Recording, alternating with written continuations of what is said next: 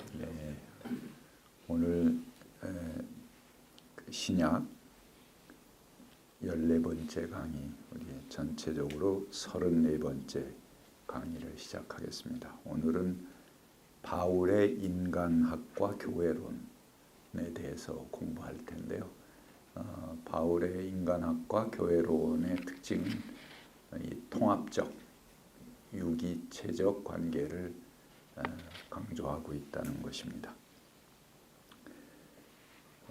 바울의 인간학적인 용어로 가장 중요한 것은 소마라는 것입니다. 소마는 이제 몸이다 그런 것이죠. 원래 그 히브리적인 구분은 세 수로 나눕니다. 인간의 구분을. 그래서 루아흐 그러면 영, 이건 하나님 신적인 그런 부분과 같이 연결되는 거죠. 그 다음에 네페쉬 그러면 인간의 정신, 이성, 뭐 그런 부분입니다. 그 다음에 바사르 하면 살크스, 이 고기 덩어리를 이야기하는 거죠. 원래 히랍적인 개념은 이 푸뉴마가 정신과 이성과 같이 연결됩니다. 그래서 이분법적이죠. 그러나 히브리는 인간학은 이렇게 3분법으로 나갑니다. 근데 바울은 여기에 따라서 이제 성령을 따라 사는 사람, 자연에 속한 사람, 육을 따라 사는 사람, 푸뉴마티코이 하면 영의 사람이죠.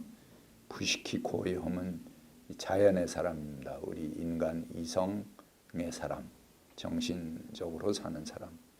또 살키코이 하면 육체의 욕심을 따라 사는 사람.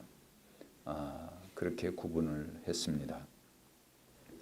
근데 바울이 이제 이런 그 히랍의 이분법적이고 또 히브리의 삼분법적인 인간학적 용어를 그대로 쓰지만 그것의 구분을 강조하려고 하는 것이 아니고 바울은 독특한 소마라는 용어를 가져옵니다. 그게 뭐냐면 소마는 몸이다 이제 그런 말인데요.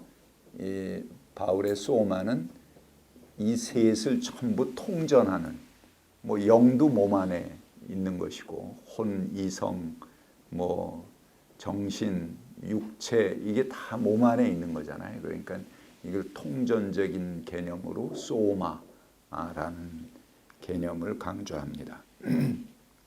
그래서 바울의 교회가 일체의 차별을 철폐한 그런 공동체 운동으로 나타났다. 그런 우리가 지난 시간 통해서 봤지 않습니까?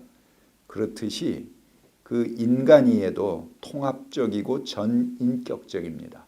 전체로서의 인간을 보지 거기 어디 나눠서 이렇게 구분하지 않는다 하는 거죠.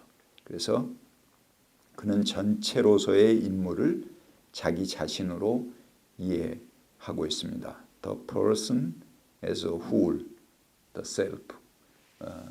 그러니까 통전적인 그런 인물로 이해한다는 것이죠.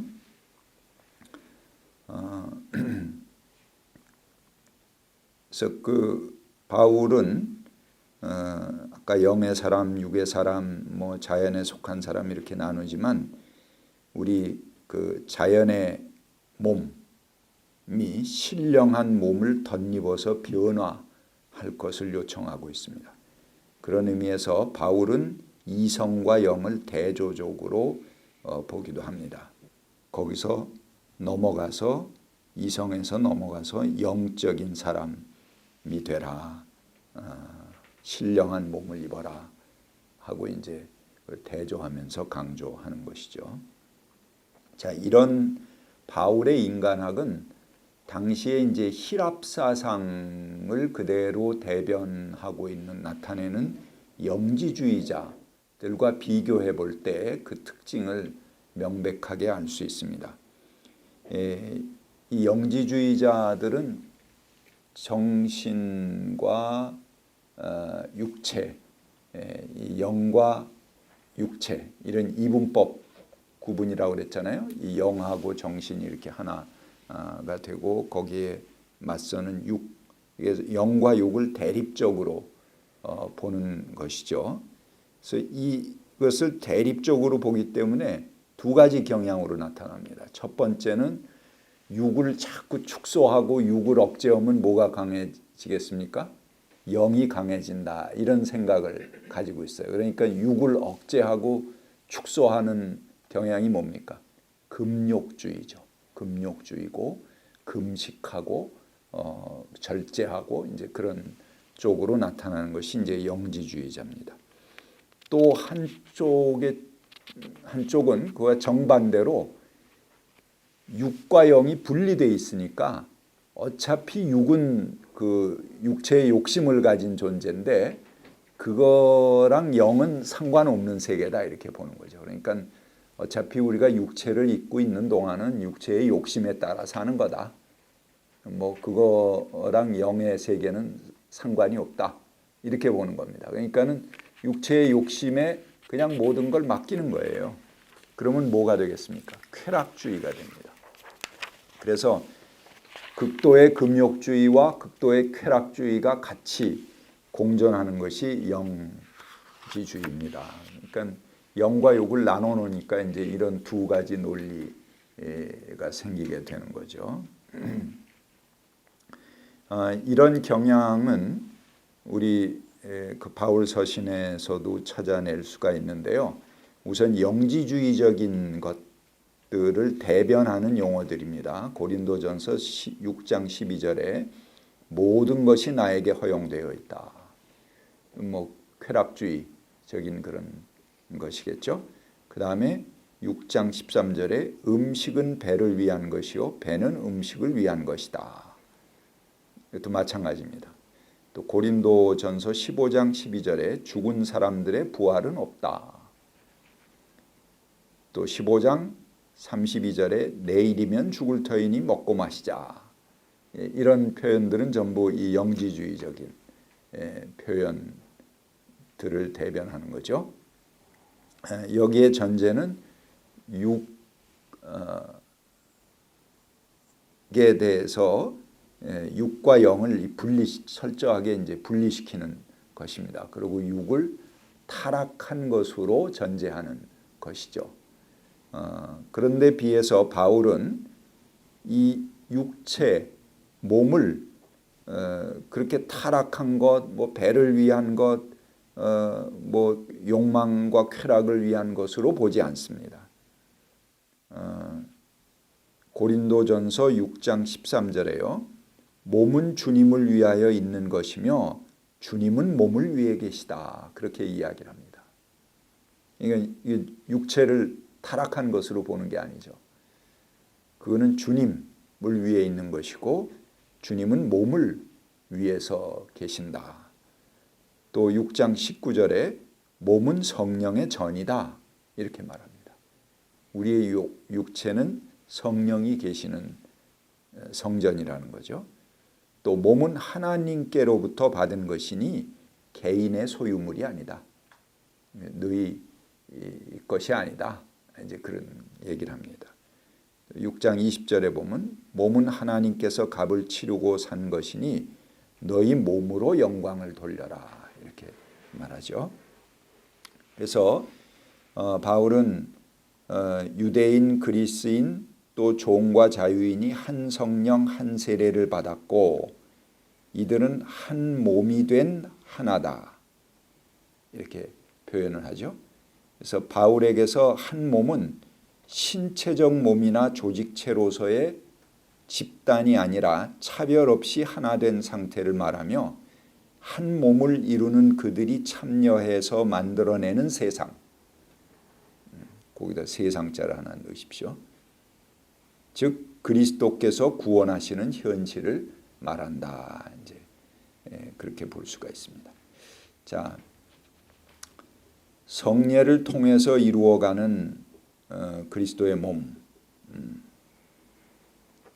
그 고린도전서 10장 성경 말씀을 좀 읽어주실래요?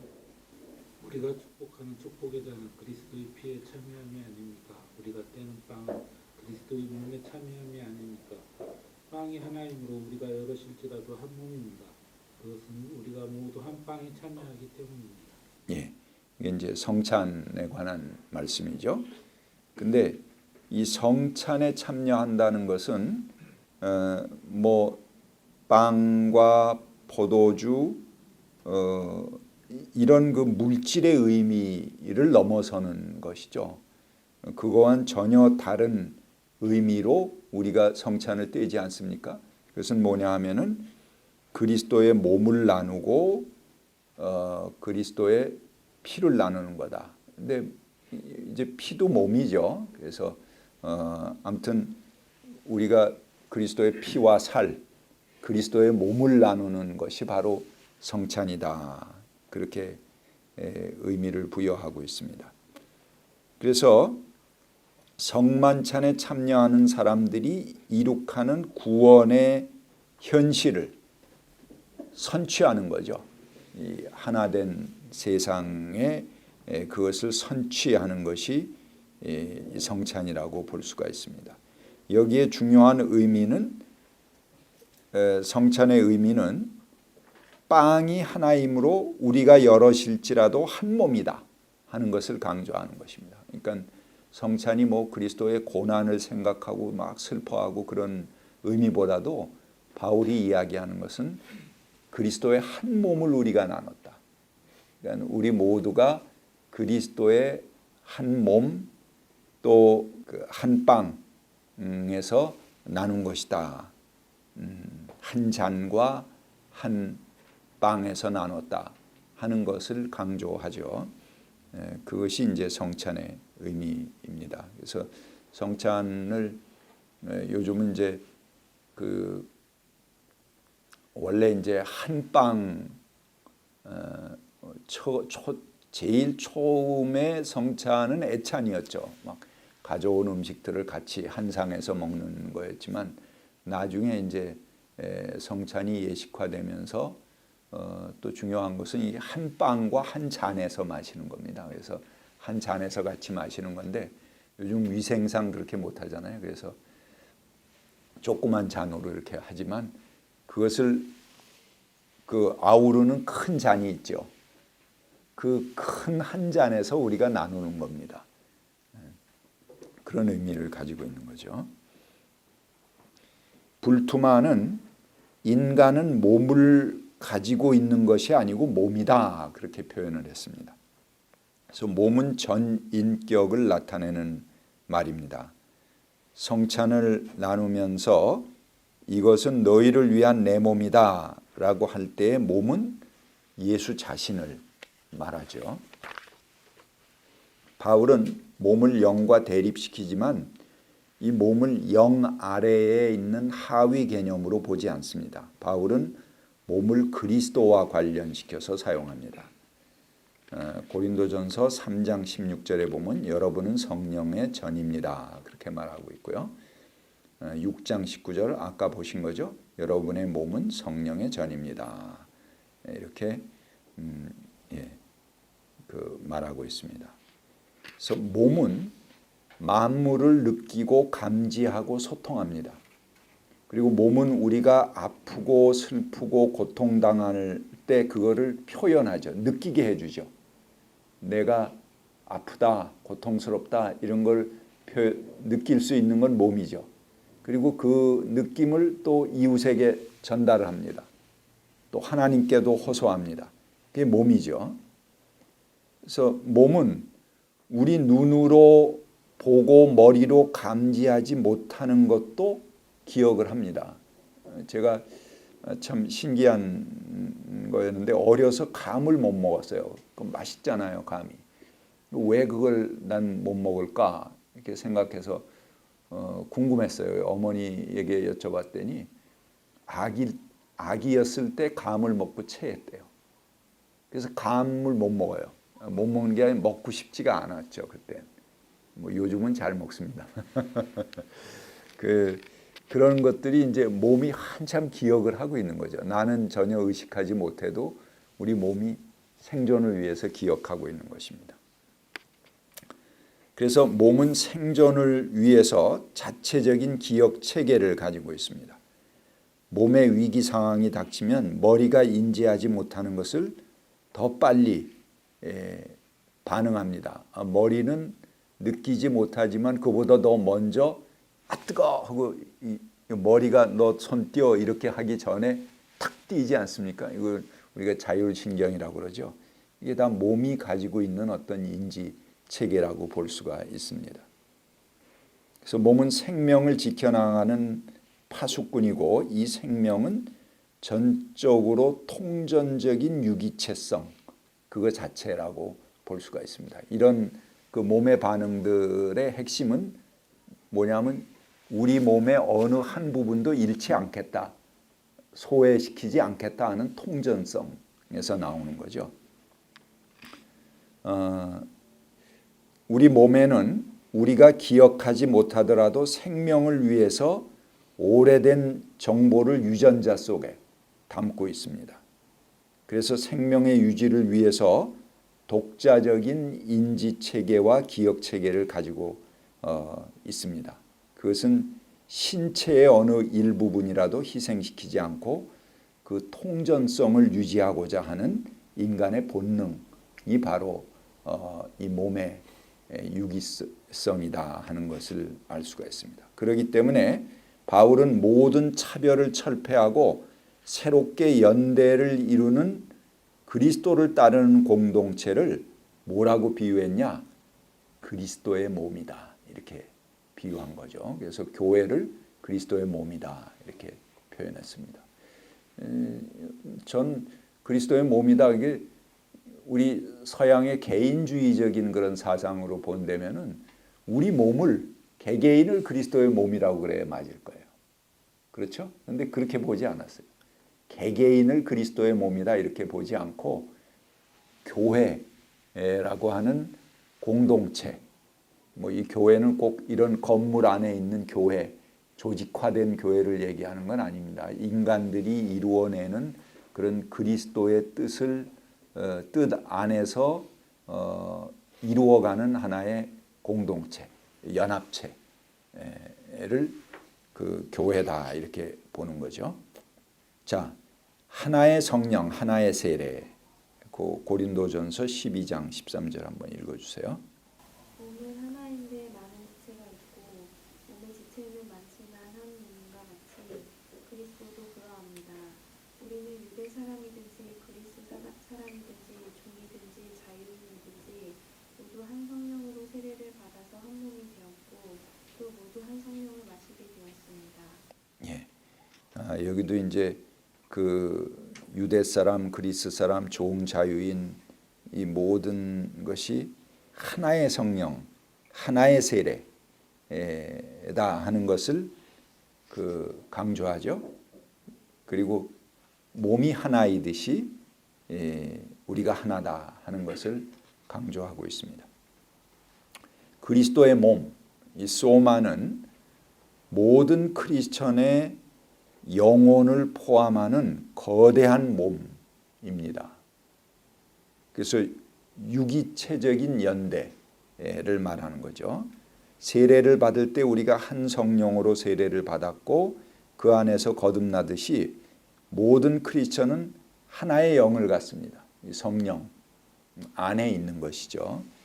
우리가 지금 호흡하고 있는 것도 매일 매순간 한 성령을 마시는 겁니다. 이 영이라는 것이 루아흐 하는 게 숨이라는 말하고도 같습니다. 그러니까는 우리가 성령이다 하는 것은 우리가 지금 그리스도 안에서 같이 호흡을 하는 것은 성령을 우리가 같이 들어 마시고 또 내뱉고 성령 안에서 서로 소통하는 그런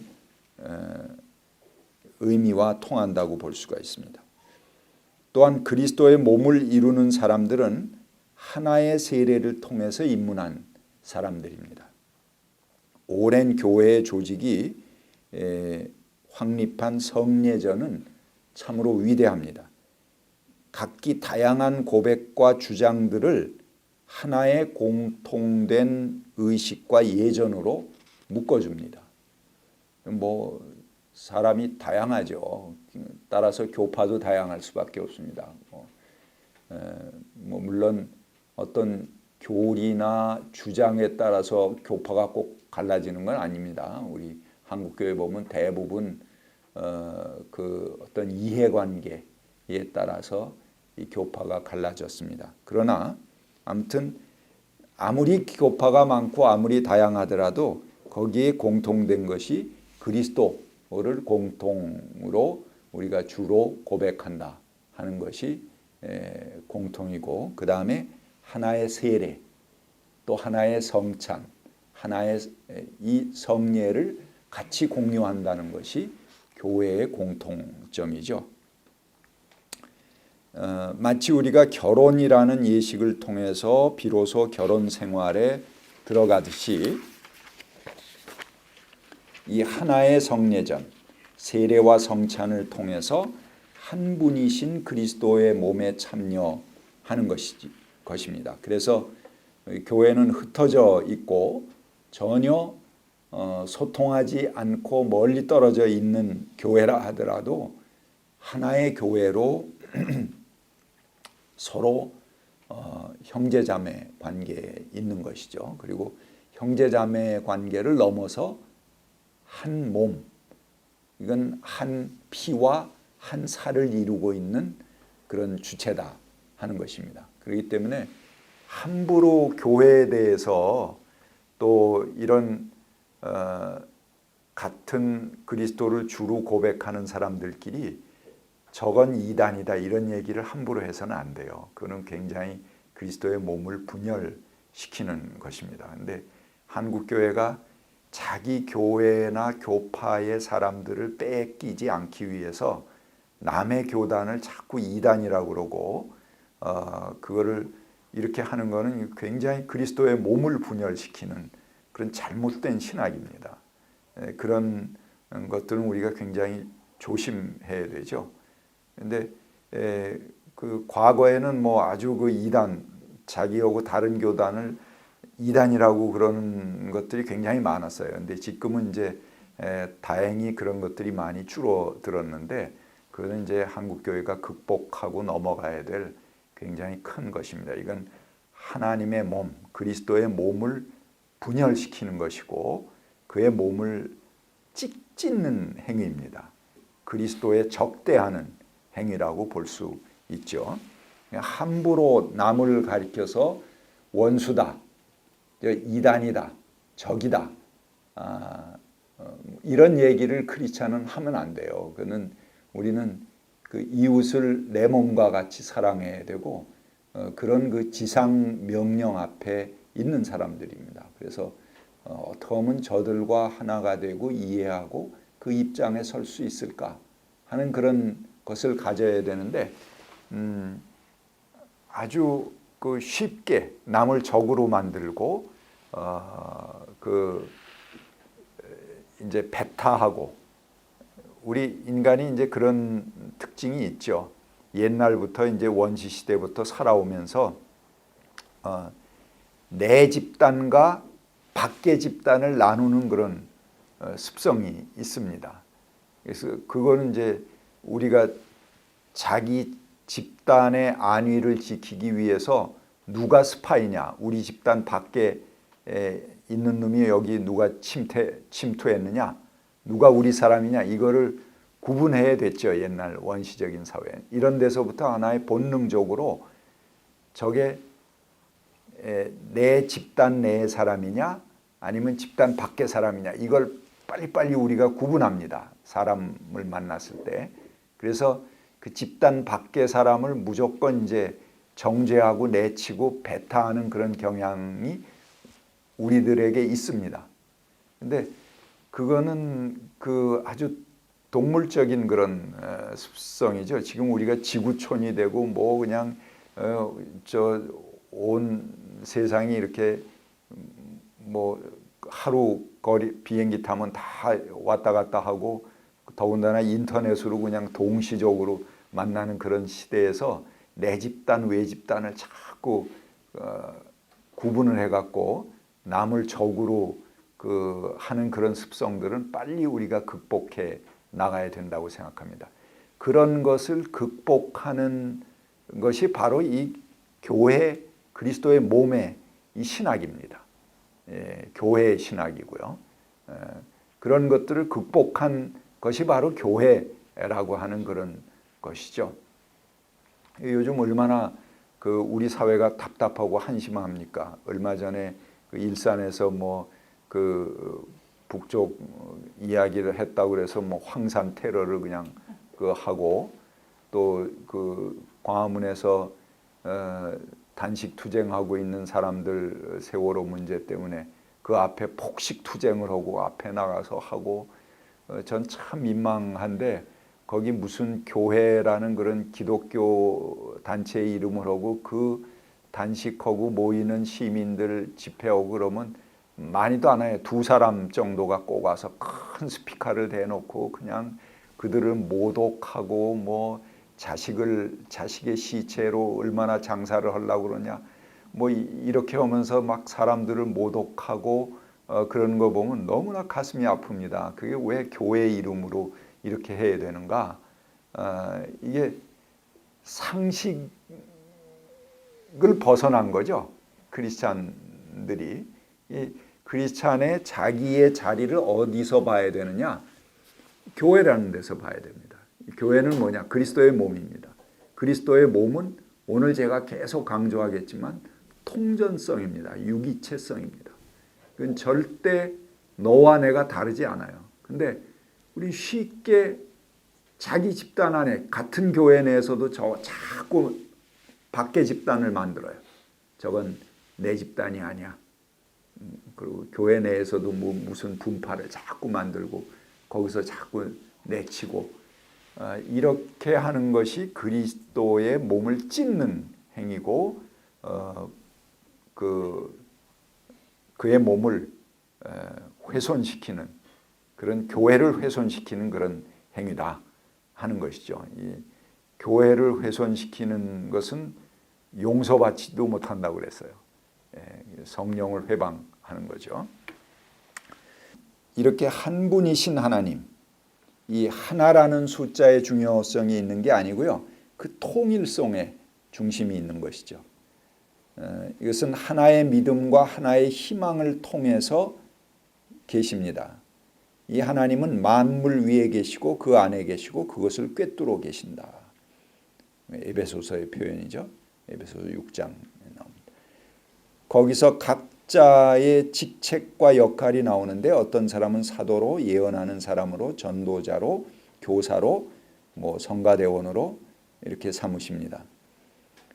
그리고 이들은 완전한 봉사를 통해서 그리스도의 몸이 자라게 됩니다. 이들의 봉사를 통해서 그리스도의 몸이 자라게 되는 거죠. 여기 몸이 자라게 된다 하는 것은 히라버로 오이코도멘이라고 하는, 영어로는 이제 빌딩이죠. 그래서 그리스도의 몸을 교회라고 그러는데 교회가 이렇게 이루어져 있는 어떤 건물을 얘기하는 게 아니죠. 그리스도의 정신으로 모이는 사람들의 연대입니다. 그 연대 의식이 강해질수록 그 몸은 오이코도멘, 자꾸 그를 세워가는 것입니다. 그래서 그 교회는 그 모인 사람들이 어떤 연대를 이루느냐가 교회지, 모여서 서로 싸우고 고린도 교회 같이 4분 오열돼 갖고 서로 세상 법정에 고소하고 그러면 그 교회가 아니죠. 그래서 그들이 함께 이루어가는 연대성을 그리스도의 몸이다 그러고 그 몸이 자란다 이렇게 표현하고 있는 것이죠. 그래서 우리들 각자의 부르심 받은 자리, 그 자리에서 자기 몫을 다하는 것이 그리스도의 몸을 세우고 하나님 나라를 이루어가는 역할입니다. 이것이 성령께서 하시는 일입니다. 영은 상호 복종하고 상호 의존합니다.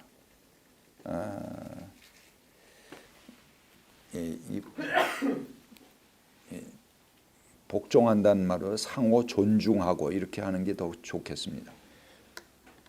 영은 상호 존중하고 상호 의존합니다. 영은 서로 시기하거나 질투하거나 곤란하게 하거나 배타하거나 배척하거나 편가르거나 증오하거나 정죄하지 않습니다. 영은 하나의 존재이고 통합적이고 서로 이해하고 서로 배우려 하고 서로에 대해 긍정하고 서로를 용납하고 서로를 감싸주고 서로에 대해서 감탄하면서 서로를 살려줍니다. 영은 살아계신 하나님께서 우리들 각자에게 역사하시는 존재 방식입니다. 바울은 4개의 분파로 나누어져서 서로 심하게 다투고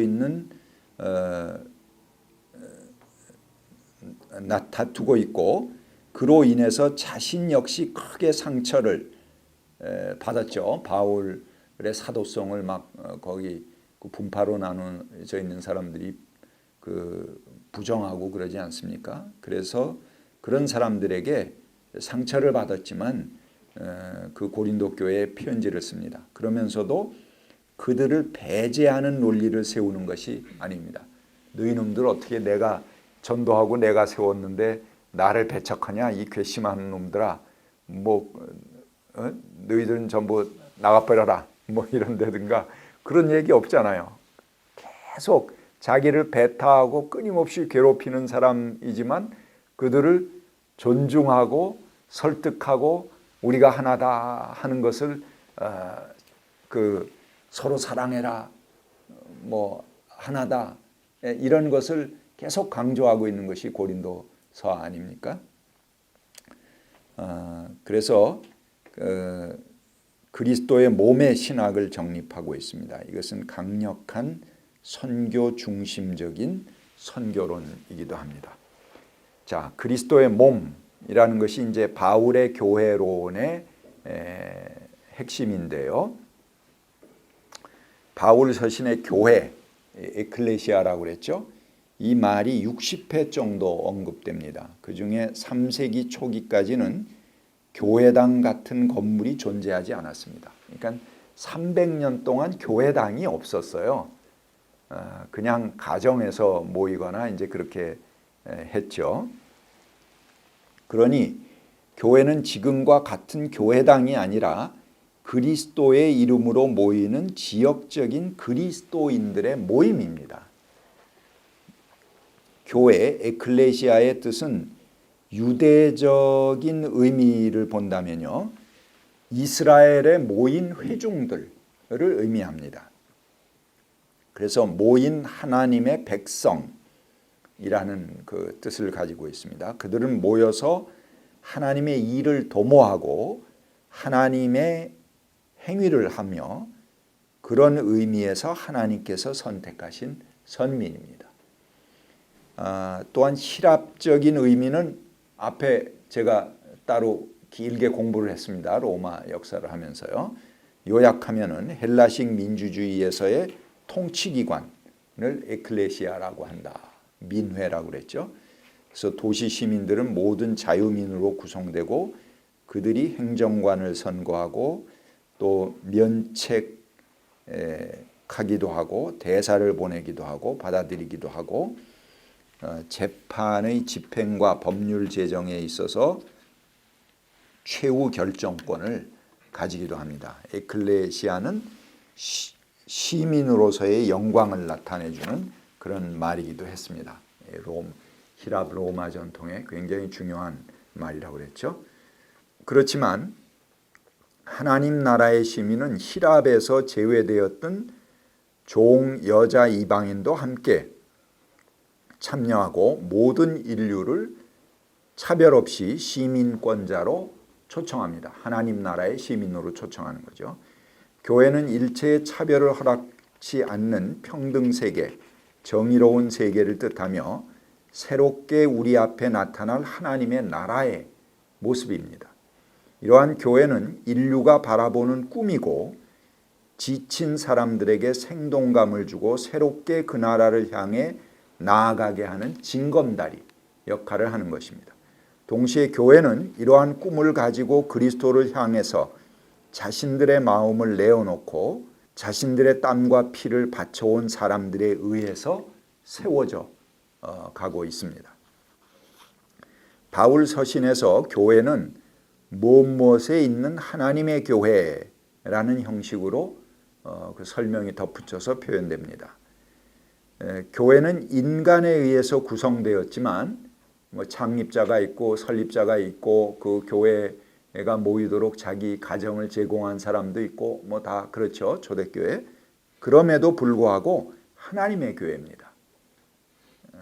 루디아가 세웠다고 그래서 루디아의 교회가 아니고 전부 하나님의 교회다 이렇게 부르는 것이죠.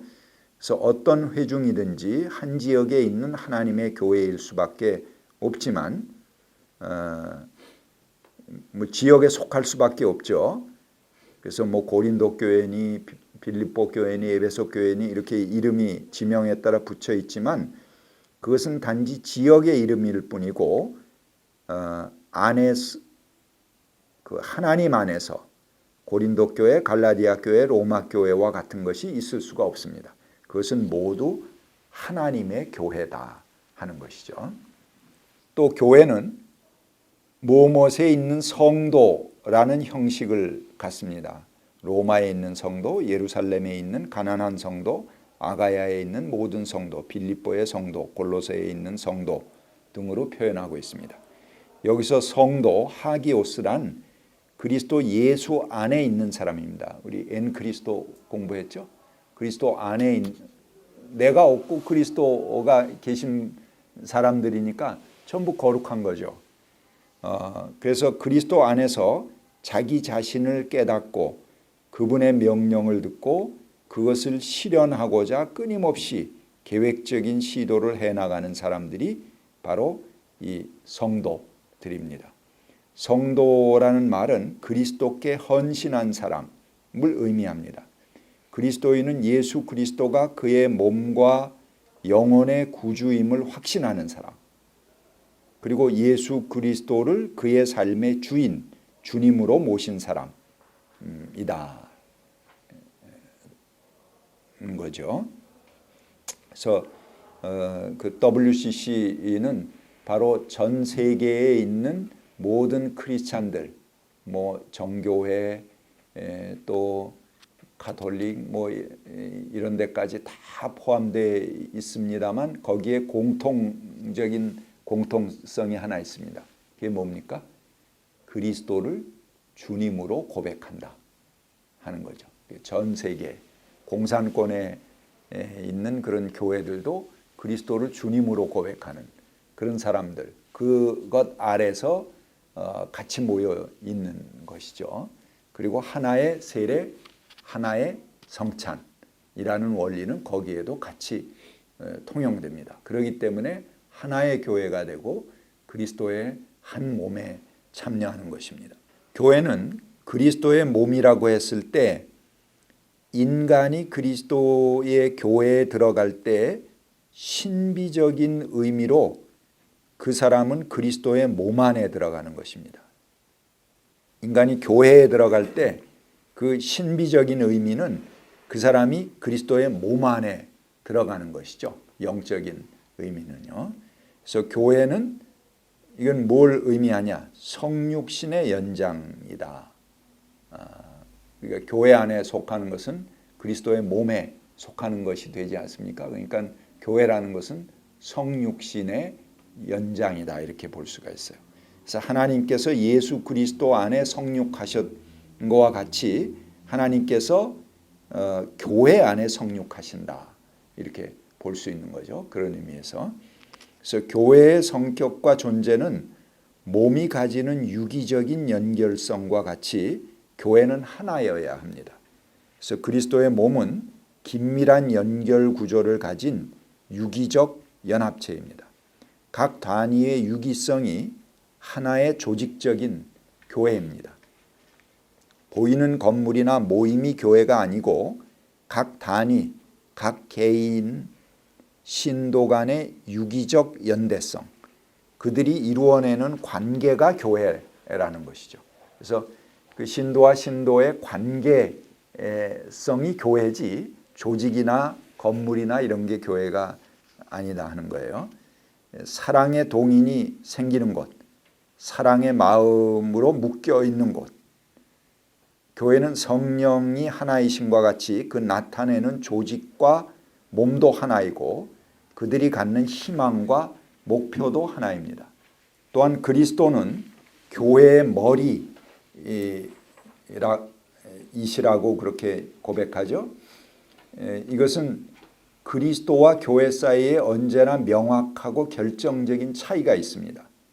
그리스도는 몸인 교회의 주인이십니다. 그리고 교회는 그리스도께 예속되어 있습니다. 그래서 몸은 머리의 결정과 계획을 실천하는 도구이고 대리자입니다. 그러니까 어느 교회도 누가 창립을 했던 누가 뭐 절대적인 거기 권위를 가지고 있든 간에 그건 그의 교회가 아닙니다. 그리스도를 따르는 교회가 되는 거죠. 그래서 어느 교회든지 그리스도가 주인이지 그 교회의 소유자나 그 교회의 절대 권위를 하는 사람이 어떤 개인이어서는 그거는 교회의 모습을 이탈한 것입니다. 그것이 그리스도께서 교회의 머리시다 하는 그런 의미라고 볼 수가 있습니다. 교회는 그 외형과 조직에 교회의 내용이 있지 않습니다. 교회는 어떤 모임, 어떤 단체이든지 그들의 신앙 고백이 그리스도에게 다 있어야 됩니다. 즉 교회는 첫째, 그리스도를 머리로 하는 집단이어야 하고 둘째, 상호 관계에 있어서 몸의 완결 구조와 같이 서로를 사랑하는 지체로 완성해 나가는 구조여야 합니다. 그래서 이것은 마치 몸의 각 부분이 자기 구실을 다함으로써 각 마디로 서로 연결되고 얽혀서 영양분을 받아 자라나는 것과 같다고 볼 수가 있습니다. 제가 여기 그 프린트물에는 없지만 좀 예를 한두 가지 좀 들어서 말씀드리겠습니다. 여러분, 히틀러가 유대인을 학살할 때 그때 이제 명분이 유대인들은 예수를 십자가에 못 박은 사람들이다. 그래서 교회, 그리스도인들, 기독교 교회는 이 유대인들을 제거해야 된다. 뭐 이런 논리를 내세우기도 했어요. 그러면서 유대인을 청산 작업할 때 뭐 국가의 권력이 그렇게 가고 뭐 강력한 독재 정권이 그렇게 가니까 대부분의 독일 교회들은 그 히틀러의 논리에 손을 들어줬습니다. 그리고 교회 유대인들을 학살하는데 같이 가담한 거죠. 뭐 그들이 직접 하지 않았다 하더라도 정신적으로 동의해주고 함께 해줬으니까 거기에 같이 간 겁니다. 그런데 이건 아무래도 교회 정신에 어긋난다. 그렇게 해서 그 히틀러에 대해서 반기를 든 사람들이 있습니다.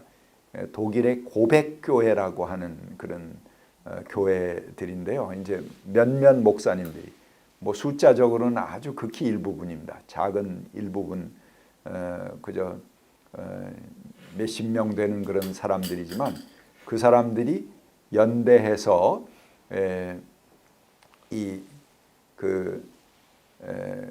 독일 교회는 잘못된 것이다 하는 것을 성명을 발표하고 히틀러에 반대하는 그런 고백교회 운동이라는 것을 했습니다. 그 중에는 이제 보네포 목사님 같이 아주 전적으로 나와서 히틀러 암살 운동까지 한 그런 분도 계시죠. 자, 그 당시의 고백교회는 숫자적으로 보면 전체 독일 교회 아마 0.1%나 될까?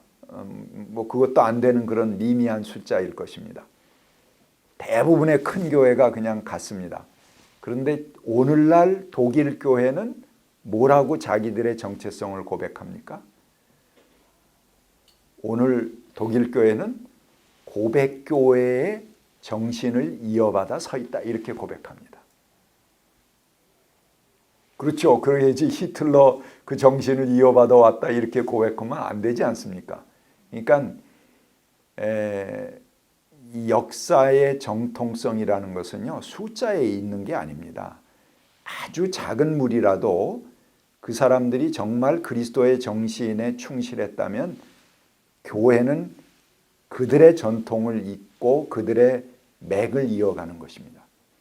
우리 한국에서도 똑같은 일들이 있었습니다. 일제 때 신사 참배를 요구했습니다.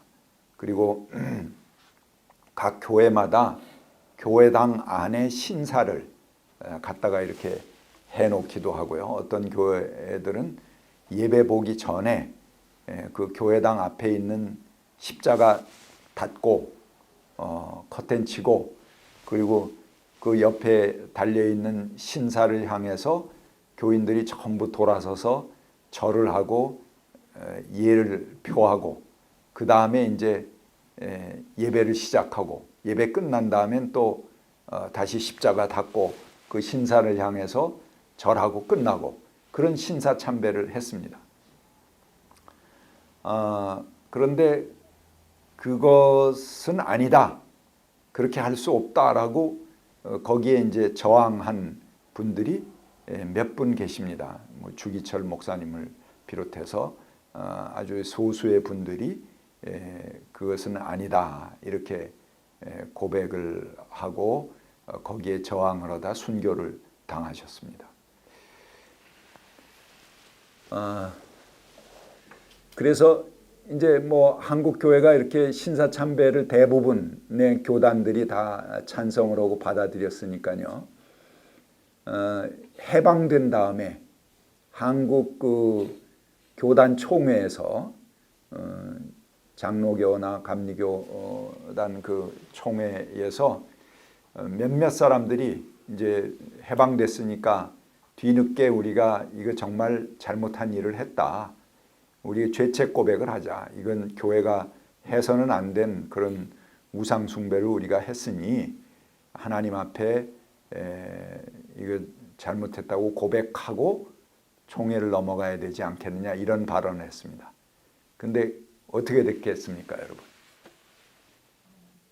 그 발언이 받아들여서 한국 교회가 그렇게 죄책 고백을 하고 갔을까요?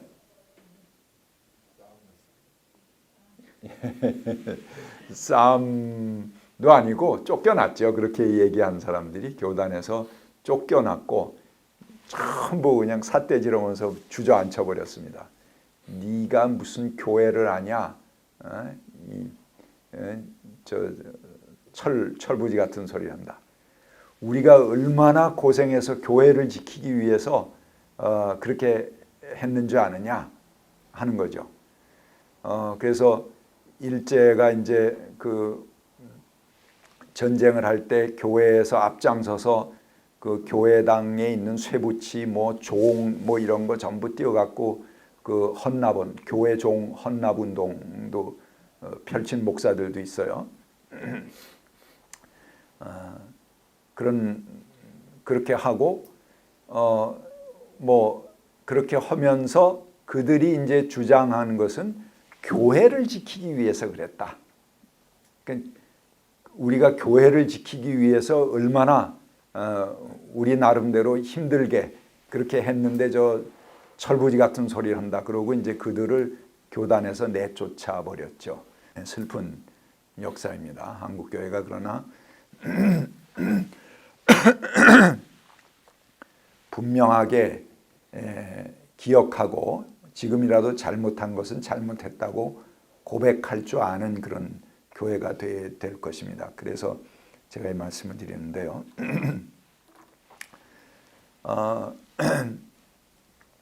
자, 우리가 교회를 지키기 위해서 그런 일을 했다. 그들이 지키는 교회는 무엇일까요? 교회당입니다. 교회 안에 모인 사람의 머리 숫자입니다. 그런데 여기 지금까지 여러분들이 공부하신 것에 의하면 교회는 우리가 모이는 그 건물을 지키는 것, 그 교회의 명의에 있는 재산을 얘기하는 것입니까? 그 교회당 안에 있는 사람의 머리 숫자를 의미하는 것입니까? 아닙니다. 그건 교회가 아닙니다. 만약에 그것이 교회라면은 그분들의 행위가 맞았을 것입니다.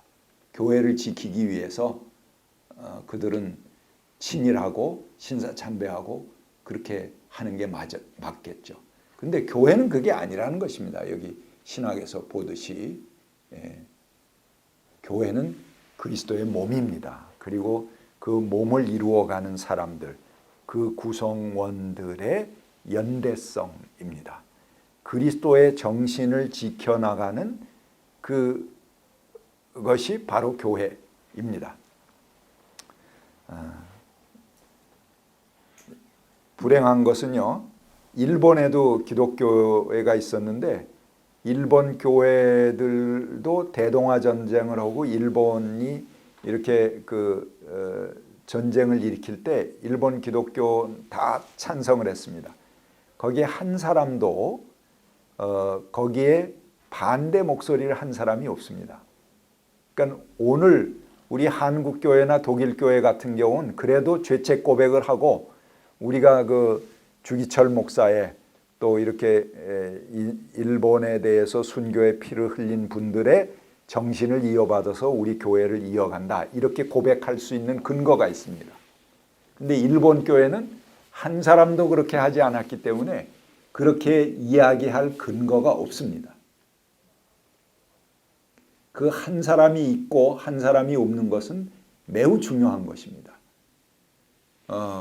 많은 사람들이 그쪽으로 가고 딱 한 사람 거기에 반대했다 하더라도 나중에 후대의 역사가 우리가 그분의 정신을 이어서 이 교회가 서 있다라고 수많은 교회들이 고백할 수 있는 그 고백의 터전이 되는 것입니다. 그러니까 굉장히 중요한 것이죠.